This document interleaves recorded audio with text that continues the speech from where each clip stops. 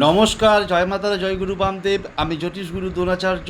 দর্শক বন্ধু, আগামী 6 এপ্রিল 2025 রবিবার নবমী তিথি, অর্থাৎ রামচন্দ্রের জন্মদিন, রামনবমী।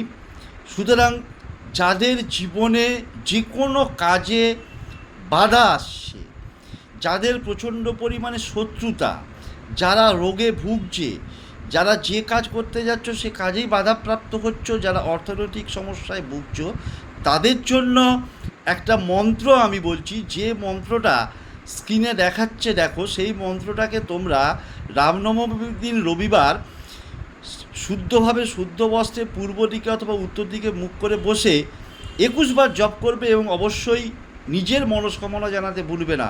মন্ত্রটা হচ্ছে ওং রাম, ওং রাম, ওং রাম, হ্রিং রাম, হ্রিং রাম, শ্রীং রাম, শ্রীং রাম, ক্লিং রাম, ক্লিং রাম, ফট রাম, ফট রামায় নম। আবারও একবার বলছি, ওং রাম, ওং রাম, ওং রাম, হ্রিং রাম, হ্রিং রাম, শ্রীং রাম, শ্রীং রাম, ক্লিং রাম, ক্লিং রাম, ফট রাম, ফট রামায় নম।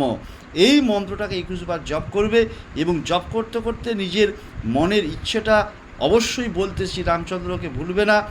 মর্যাদা পুরুষোত্তম শ্রীরামচন্দ্র তোমাদের মনের ইচ্ছা অবশ্যই পূর্ণ করবেই করবে।